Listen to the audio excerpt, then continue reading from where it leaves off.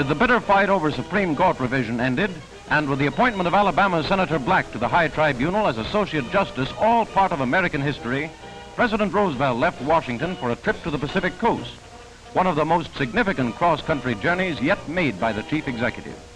At Cheyenne, a warm greeting awaited the nation's highest office holder, and then, accompanied by Mrs. Roosevelt, the President paid his first visit to Yellowstone National Park to marvel at the grandeur of Yellowstone River as it tumbles 360 feet to the bottom of the canyon.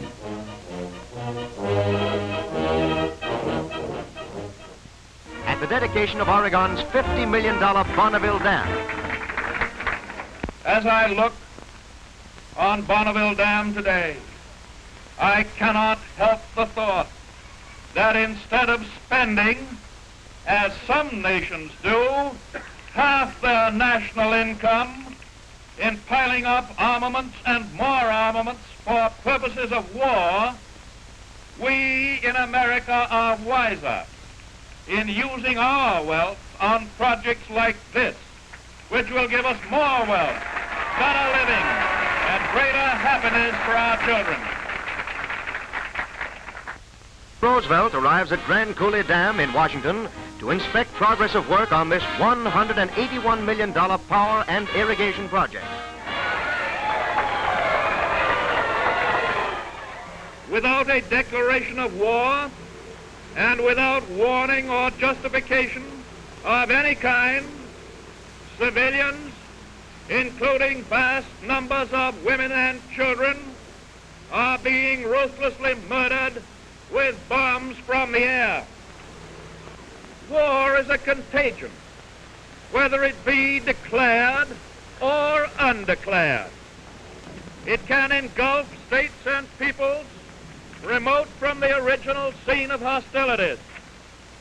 Yes, we are determined to keep out of war, yet we cannot insure ourselves against the disastrous effects of war and the dangers of involvement. America hates war.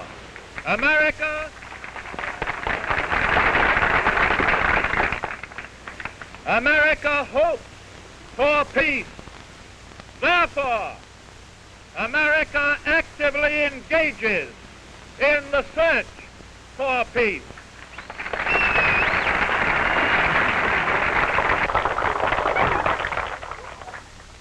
In his 10th fireside chat, in the White House radio and newsreel studio, highlights of the speech are recorded by sound cameras for the President's largest audience, the movie-going millions.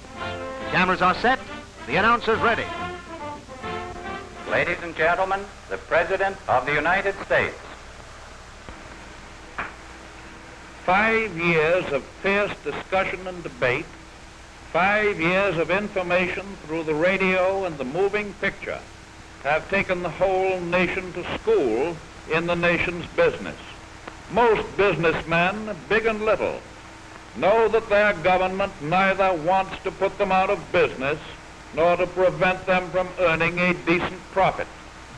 A few more dollars a week in wages, a better distribution of jobs with a shorter working day will almost overnight make millions of our lowest paid workers the actual buyers of billions of dollars of industrial and farm products.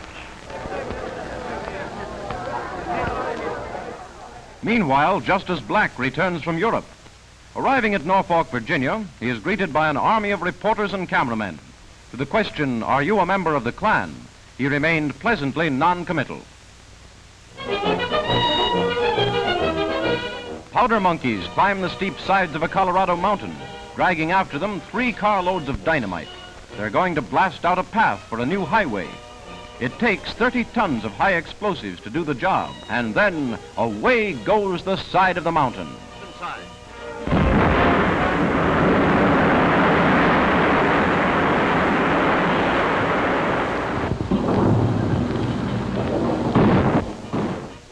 Off the coast of Louisiana, barges rigged up with drills are towed out to sea.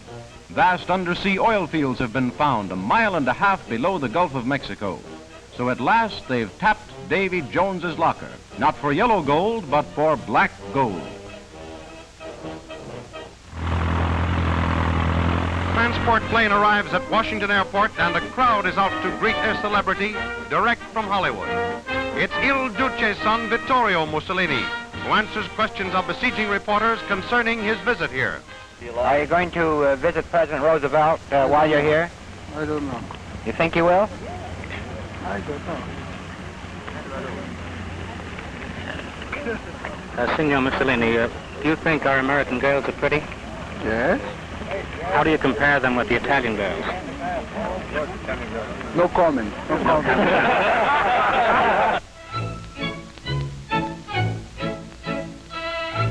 The Paris Exposition plays host to that popular pair, the Duke and Duchess of Windsor. They've come to see the sights, but it looks as if the other sightseers have come to see them. As the European honeymoon of the American-born Duchess and her royal-born bridegroom draws to a close, they still occupy the center of the stage as the King and Queen of Hearts.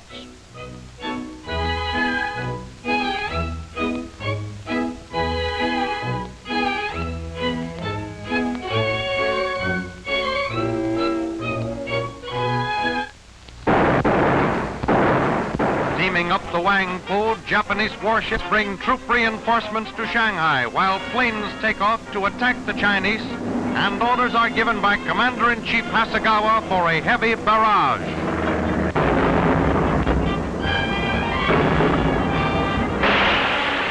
Bombs from Chinese planes miss as a desperate effort is made to block the landing of fresh army units scheduled for Putong across the Wangpo, where 2 Chinese divisions are entrenched.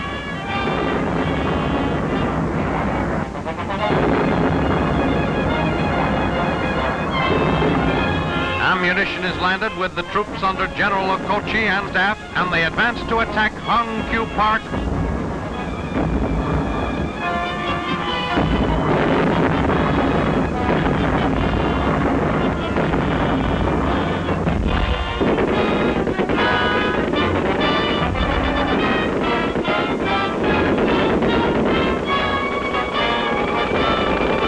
These barricades in North Sishun Road are near the boundary of the city.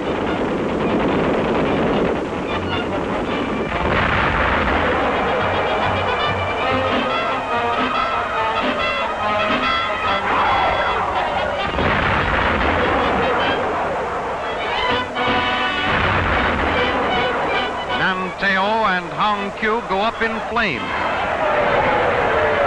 Polo Grounds for the 5th World Series game, with the Yankees ahead 3-1. Gomez faces Mel Ott in the Giants' half of the 3rd, with Bartell on first. He slams the first pitch deep into right field. It's in the stands for the Giants' only home run of the series, and scores 2 Giant runs, and the ball game is tied at 2-all.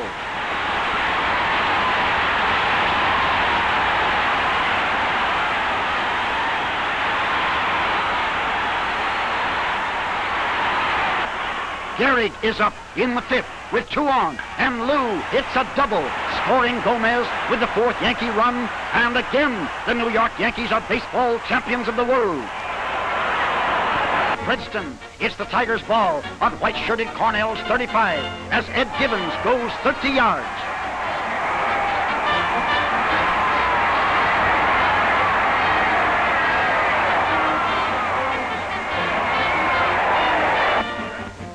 The Tigers take to the air with Lynch snaring one, good for 20 yards. But now 40,000 fans in Commerce Stadium see Cornell open up in the second period with a pass barrage. Mal Baker to Bud Holland, picking up 16 yards. Baker again, this time a reverse around right end for 9 yards. With 1 foot to go, Ken Brown is over for a touchdown. Cornell plows on, and here's Baker again, skirting the end for 27 yards. Bud Holland on an end around. He laterals to Baker, and it's good for 14 yards. Bob Rose is through left guard and over for another Cornell touchdown. George Peck gets away on a reverse.